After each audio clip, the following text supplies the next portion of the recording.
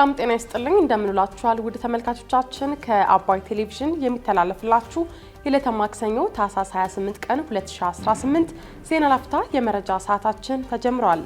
የገና በዓልን ስናከብር በልዩ ልዩ ችግሮች ውስጥ ያሉ ወገኖችን በመደገፍ መሆን አለበት ሲሉ ብፁዕ ቅዱስ አቡነ ማትያስ ጥሪ ማቅረባቸውን የማርበርግ ቫይረስ ወረርሽኝን በአጭር ጊዜ መቆጣጠር መቻሉን የገለጸው ጤና ሚኒስቴር ህብረተሰቡ አሁንም ጥንቃቄ እንዲያደርግ ሲል ማሳሰቡን በህገወጥ መንገድ ከሀገር ሊወጡ በነበሩ ዜጎች ላይ በደረሰ የትራፊክ አደጋ የ22 ሰዎች ህይወት ሲያልፍ 65 ሰዎች ላይ ጉዳት መድረሱ መነገሩን ጨምሮ ሌሎች መረጃዎችን ይዘንላችሁ ቀርበናል።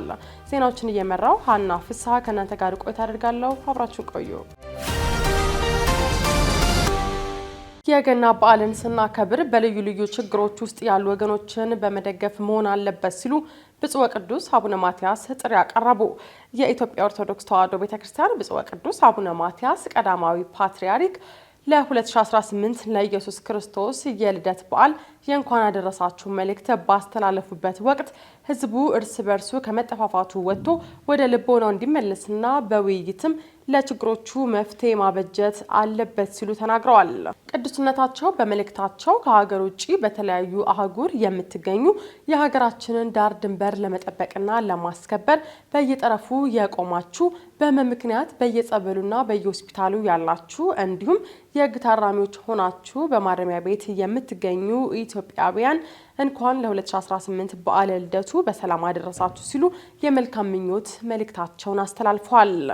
ፓትርያርኩ በአባታዊ መልእክታቸው የጌታችን በዓለ ልደት የእግዚአብሔር ሰላምና ፍቅር ለሰው ልጆች ሁሉ የታወጀበት ዕለት ነው ያሉ ሲሆን በዚህ ዕለት የእግዚአብሔር ፍቅርና ሰላም ቃላዊ ወይም በመልእክት ሳይሆን ስብናችንን በመዋሃድ በተግባር ሆኖ በመገኘት እንዲሁም ለመሰጠት ዝግጁ በመሆን የተገለጠና የታየ ሰላምና ፍቅር ነው ብለዋል። ብፁዕ ቅዱስ አቡነ ማትያስ አክለውም እግዚአብሔር የእኛን ሰላምና ፍቅር በእጅጉ የሚሻ መሆኑን ለመረዳትም የእኛን ሰብአዊ ክዋኔ በምልአት ተዋህዶ በመካከላችን ከመገኘት የተሻለ ሌላ ማረጋገጫ ሊኖር አይችልም ብለዋል።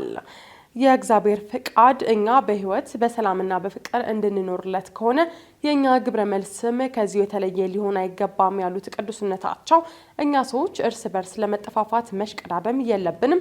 የአንድ ሀገር ህዝቦች ይመካከራሉ፣ ይቻቻላሉ፣ መፍትሄ ያበጃሉ። አንዱ በአንዱ ላይ መነሳት ለማናችንም አይበጀንም ሲሉ መልእክታቸውን አስተላልፈዋል። በዓሉን ስናከብርም ስለ ሀገራችን ዘላቂ ሰላም በመጸለይና በማሰብ እንዲሁም በልዩ ልዩ ምክንያት የምግብ የልብስና የመጠለያ እጥረት ያጋጠማቸው ወገኖቻችንን በመደገፍና በመርዳት ለእግዚአብሔር ክብር ብለን ለሀገር አንድነትና ለህዝብ ሰላም መስፈን ከልብ በመነሳሳት በዓሉ እንድናከብር አባታዊ ጥራቸውን አስተላልፈዋል። የማርበርግ ቫይረስ ወረርሽኝ በአጭር ጊዜ መቆጣጠር መቻሉን የገለጸው ጤና ሚኒስቴር ህብረተሰቡ አሁንም ጥንቃቄ እንዲያደርግ ሲል አሳሰበ። በሀገራችን የመጀመሪያ የማርበርግ ቫይረስ በሽታ ታማሚ ከተገኘበት ዕለት ጀምሮ እስከ ትናንት ድረስ በአጠቃላይ በበሽታው ለተጠረጠሩ 3800 ሰዎች የላቦራቶሪ ምርመራ የተደረገ ሲሆን 14ቱ የማርበርግ ቫይረስ እንደተገኘባቸው ጤና ሚኒስቴር ባወጣው መግለጫ አስታውቋል። ከነዚህ ውስጥም 9ኙ ህይወታቸው ያለፈ ሲሆን 5ቱ ደግሞ ከበሽታው ማገገም መቻላቸውንም ሚኒስቴሩ ገልጿል። በተጨማሪም የበሽታውን ምልክቶች ካሳዩ ወይም በላቦራቶሪ ቫይረስ እንደተገኘባቸው ከተረጋገጡ ሰዎች ጋር ንክኪና ተጋላጭነት ለነበራቸው 886 ሰዎች ክትትልና የመከላከያ ሕክምና ተደርጎላቸዋል ተብሏል። ከመጨረሻዎቹ የማርበርግ ታካሚዎች ጋር ንክኪ ለነበራቸው 296 ሰዎች ባለፉት 21 ቀናት የቅርብ ክትትል ሲደረግ ቆይቶ ሁሉም ክትትላቸውን ጨርሰው ወደ ቤተሰቦቻቸው መመለስ መቻላቸውንም መግለጫው አስታውቋል። በተደረገው ያለሰለሰ ጥረትም ወረርሽኙን በአጭር ጊዜ መቆጣጠር መቻሉን ሚኒስቴሩ ገልጿል። በዓለም ጤና ድርጅት እንዲሁም በሀገራችን የማርበርግ በሽታ ቅኝትና ምላሽ መመሪያ መሰረት ወረርሽኙ ሙሉ በሙሉ በቁጥጥር ስር መዋሉ የሚታወጀው የመጨረሻው የማርበርግ ታማሚ ከነበረበት 42 ቀናት ውስጥ ሌላ ተጨማሪ ከበሽታው የተያዘ እንዲሁም ደግሞ ህይወቱ ያለፈ ሰው አለመኖሩ ሲረጋገጥ መሆኑንም ጤና ሚኒስቴር አስታውቋል። በዚህ መሰረትም ባለፉት 21 ቀናት በማርበርግ ቫይረስ በሽታ የተያዘ ወይም ደግሞ ምልክቶችን ያሳየ ሰው በሀገራችን እንዳልተገኘ የጤና ሚኒስቴር ጠቁሟል። አሁንም ሳንዘናጋና ችላ ሳንል ከዚህ በፊት ተገብራቸው የነበሩትን የቅኝት ስራዎች የማህበረሰብ አቀፍ የበሽታ መከላከያ መንገዶችንና የህብረተሰብ ጤና ስጋት ተግባቦቶችን ለሚቀጥሉ ተጨማሪ 21 ቀናትም በይበልጥ አጠናክሮ መቀጠል ያስፈልጋል ሲል ጤና ሚኒስቴር ባወጣው መግለጫ አሳስበዋል። የህዝብ ተወካዮች ምክር ቤት የወይዘሮ ሃይማኖት ዘለቀን የኢትዮጵያ መገናኛ ብዙሃን ባለስልጣን ዋና ዳይሬክተርነት ሹመቱን አጸደቀ። 5ኛ ዓመት የስራ ዘመን 8ኛ መደበኛ ስብሰባውን ዛሬ ታህሳስ 28 2018 ያካሄደው የህዝብ ተወካዮች ምክር ቤት የኢትዮጵያ መገናኛ ብዙሃን ባለስልጣን ዋና ዳይሬክተር ወይዘሮ ሃይማኖት ዘለቀ ሹመትን አጽድቋል። ምክር ቤቱ ባካሄደው በዚህ መደበኛ ስብሰባ ወይዘሮ ሃይማኖት ዘለቀ የኢትዮጵያ መገናኛ ብዙሃን ባለስልጣን በዋና ዳይሬክተርነት እንዲመሩ የቀረበውን ረቂቅ መርምሮ በሙሉ ድምጽ አጽድቋል። ወይዘሮ ሃይማኖት ዘለቀ በኢትዮጵያ ዜና አገልግሎት ከሪፖርተርነት እስከ አርታይነት እንዲሁም በኢትዮጵያ ብሮድካስቲንግ ኮርፖሬሽን ኢቢሲ በሙያቸው አገልግለዋል።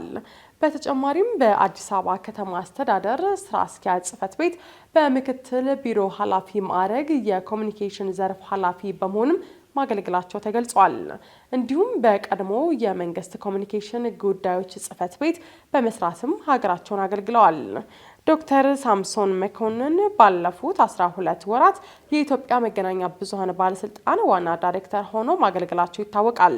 የኢትዮጵያ መገናኛ ብዙሃን ባለስልጣንን የሚያቋቁመው አዋጅ የባለስልጣኑ ዋና ዳይሬክተር በጠቅላይ ሚኒስትሩ እጩ አቅራቢነት በህዝብ ተወካዮች ምክር ቤት እንደሚሾም ይደነግጋል።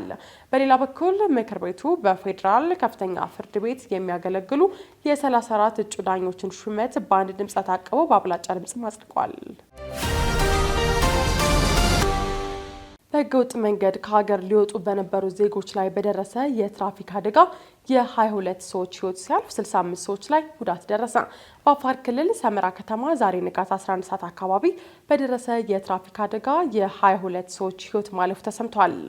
አደጋው የደረሰው በህገወጥ ደላሎች ተታለው ወደ ውጭ ሀገራት ለማቅናት የተሰባሰቡ ሰዎችን የጫነ ተሳቢ ተሽከርካሪ ሰመራ ከተማ አደባባይ ላይ በመገልበጥ ነው ተብሏል።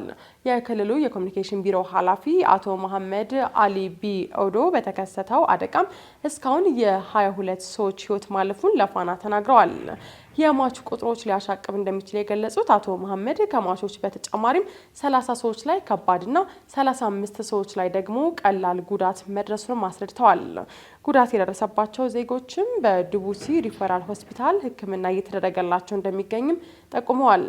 የሰመራ ከተማ ነዋሪዎች ተጎጆችን ለማትረፍም ከፍተኛ ርብርብ ማድረጋቸውን የቢሮ ኃላፊ ተናግረዋል። ወጣቶች በህገወጥ ደላሎች በመታለል ለመሰል አደጋ ራሳቸውን ማጋለጥ እንደሌለባቸውም መልእክታቸውን አስተላልፈዋል። ከውጪ ማድሮ ፍርድ ቤት ቀርበው አሁንም የቬንዙዌላ መሪ እኔ ነኝ ባሉበት ዕለት የቀድሞ ምክትላቸው የሀገሪቱ ጊዜያዊ ፕሬዚዳንት ሆነው ቃለ መሃላ ፈጸሙ። የቬንዙዌላ ፕሬዚዳንት ኒኮላስ ማዱሮ በኒውዮርክ የፌዴራል ፍርድ ቤት ቀርበው አሁንም የቬንዙዌላ መሪ እኔ ነኝ ባሉበት በዛው ዕለት የቀድሞ ምክትላቸው የሀገሪቱ ጊዜያዊ ፕሬዚዳንት ሆነው ቃለ መሃላ ፈጽመዋል። በኒውዮርክ ደቡባዊ ቀጠና ፍርድ ቤት የቀረቡት ማዱሮና ባለቤታቸው ሲሊያ ፍሎሬዝ የቀረበባቸውን ከባድ የወንጀል ክሶች በሙሉ አስተባብለዋል። በ24 ገጾች የተዘረዘረው የክስ ሰነድ በማዱሮ በሽብርተኝነት ሴራ፣ ኮኬን በማስመጣት እንዲሁም የጦር መሳሪያና በሌሎች አጥፊ መሳሪያዎች ሴራ ተከሰዋል። ማዱሮ ለችሎቱ ሲናገሩ አሁንም የሀገሪቱ ህጋዊ መሪ መሆናቸውን በድፍረት ተናግረዋል። አንድ ጠበቃ ማዱሮን ወክለው የቀረቡ ሲሆን የ92 ዓመቱ ዳኛ ለቀጣይ የችሎት ውሎ ለመጋቢት 8 2018 ቀጠሮ ሰጥተዋል። አዲሷ የቬንዙዌላ ፕሬዚዳንት ዴልሲ ሮድሪጌዝ በፓርላማ ቃለ መሃላ ፈጽመዋል።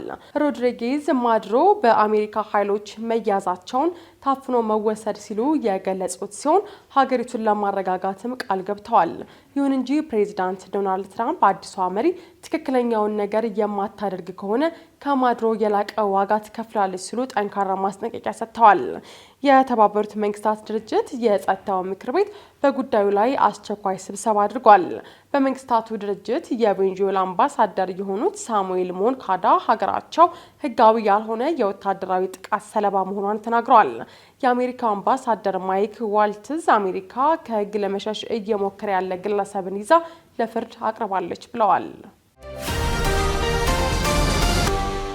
የዕለተ ማክሰኞ የዜና ላፍታ የመረጃ ሰዓታችን የተከታተላችሁትን ይመስል ነበር። አብራችሁን ስለቆያችሁ ከልብ እያመሰገንን በያላችሁበት መልካም ቀን